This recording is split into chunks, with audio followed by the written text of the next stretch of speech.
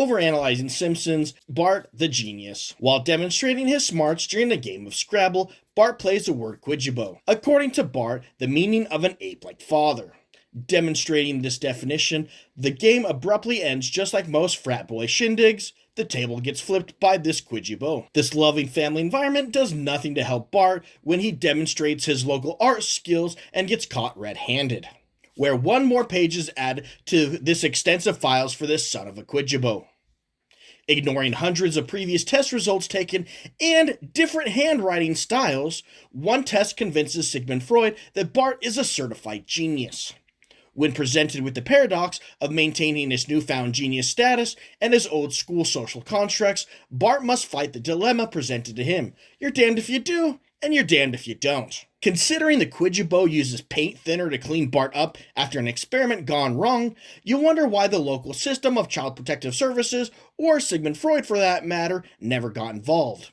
Either way, Bart has until the fat lady sings to decide what he wants to do. Another iconic scene in the opening credits, we see Bart serving detention after school by displaying his artistic needs in writing on the chalkboard. Having this one be, "I will not waste chalk," one of the most oxymoronic statements that you can obviously see. He will not waste chalk by writing lines on the chalkboard and wasting chalk. In the beginning tracks, we have what becomes one of the most iconic scenes that has become part of the mainstay of The Simpsons. Different couch gags tend to focus on different scenarios or focuses that might hint on the episode. This being Bart Simpson rocketing sky high. The average house home ceiling is anywhere between 8 and 9 feet tall. With the sheer force that Bart is bouncing up on this, he's sure to smack his head into the ceiling and having his feet dangle like he's getting caught in the floor like some episode of Jumanji. In going back to the beginning, analyzing this very wholesome game of Scrabble, you can see everyone all around starts off by cheating. Lisa plays hers, instantaneously demonstrating the fact that she can get a triple word. I've got a few problems with this. If we assume that the A is the starting letter, as you start with the highest letter in all of Scrabble. If you start in this position, there's no possible way that the letters form up into getting a triple word score. Even if you shift the letters, forming it on the other A for the central point, there's once again no possible way in which the letters form to getting a triple word. We go to focus on Homer, which we obviously think that he's a complete moron. He has the perfect word oxidize. Looking at it closer though, there is no possible way that he could ever finish this word on the current gameplay that we have here. And so he decides to play the letter D. Even this is a moronic move. Looking at the current display pattern, there's no possible way in which he can make a word that spells the letter D unless you're deciding to make up your own definitions or potentially read Klingon. Going from scene 1, however, to a different scene, we can see that not only are there different letters on the board, they're on a completely different formation, allowing the formation of Lisa's triple word score.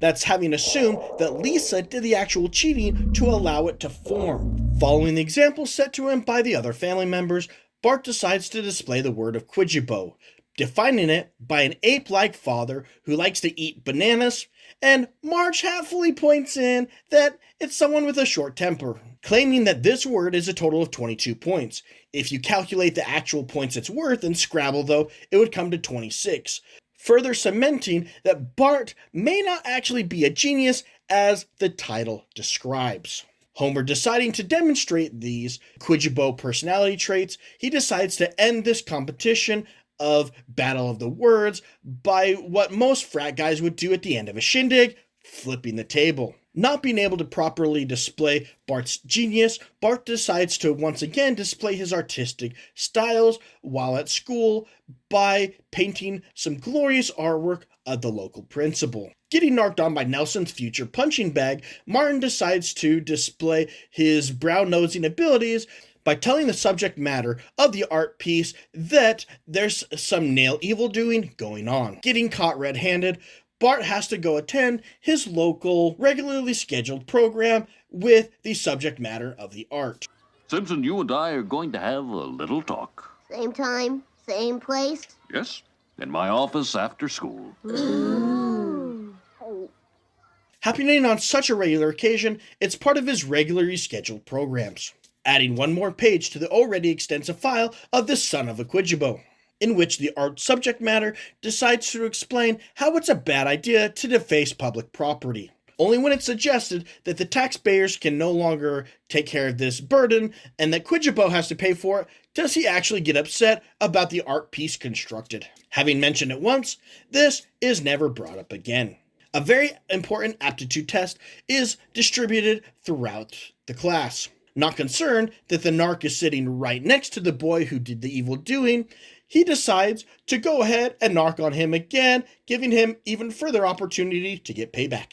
This payback would consist in the most genius way of paybacks when cheating. Erase one name and write in the other name. Erase your name and replace it with his. The handwriting itself would never tip anybody off that something is strangely wrong from the point in time of the name and the handwriting on the test are completely different. Completely ignoring all previous tests the son of a kwyjibo has taken and failed, it is decided that he is a closeted genius. Bart is then introduced to a new school environment where he is presented with the paradox of pretending to be a genius while trying to deal with the social constructs of his older classmates. When told to give about his own paradox, he gives the best answer that is technically correct. Well, you're damned if you do, and you're damned if you don't. Well, I guess that would be a paradox, too. Thank you, Bart. Trying to adjust into his new life, he decides to try and actually befriend the local nerdies, proving once again that it doesn't matter what your social status is, whether you're with the jocks, the mean girls, or the dweebs, you're always going to deal with jerks. Despite them being elementary school students, these kids, because of their quote-unquote genius level statuses, they're allowed to play with whatever chemicals they can find off the shelf of this fun chemistry lab, causing explosions left and right. Leading me to think that this is not a school for the gifted, but more so a training camp for evil geniuses. Rather, they're more like evil geniuses in training, looking to try and create the next supervillain rather than trying to create the next Albert Einstein. Either way, just like Oppenheimer, whether it's funded by the government or private entities, they're going to be able to create some fun toys to show who's boss. Don't worry though, because Bart is able to return to the one safe place that he has when he's not able to meet between his parents, schools, or the system, the nuclear family union. When he goes home, he is covered in the mess from his social experiments. And so kwyjibo decides to clean Bart with the most item that makes sense, paint thinner out of the garage. Once again, you're reminding yourself that this guy is a nuclear safety inspector engineer. How this kwyjibo got that job is completely insane. I will never understand. Having been rejected by his super evil villain training classes and his old school social constructs, he decides to use the paradox, damned if you do, damned if you don't, and throw a roll of the dice. Confronting Sigmund Freud, he decides to just tell him the truth, that he's a fraud, he cheated, and he lied. What are the consequences of him cheating and completely fooling Sigmund Freud and the entire school system? Nothing at all. Proving, in this particular case, the paradox, you're damned if you do, you're damned if you don't, is not actually the case. That if you got a means and a way, there are some people that get away scot-free. And so the only people who got the broad end of this stick of Sigmund Freud trying to shove Bart into genius level classes are the other kids in secret evil genius training that did not survive the explosion, as well as the principal who was not able to get rid of his arch nemesis that he was so eager to do so. having gotten away scot-free, once again, the taxpayers gotta pay for the son of a kwyjibo's art project defacing public property. And so proving the old adage of you're damned if you do, you're damned if you don't, after all, really only gets demonstrated if you're the taxpayer. Whether you're in super evil genius training, getting ready to fight Batman, or you're just a regular kid enjoying time with your buddies, working on Banksy art projects, what everyone knows is you won't win friends with salad, but you can earn my friendship by liking and subscribing. Until next time, bye.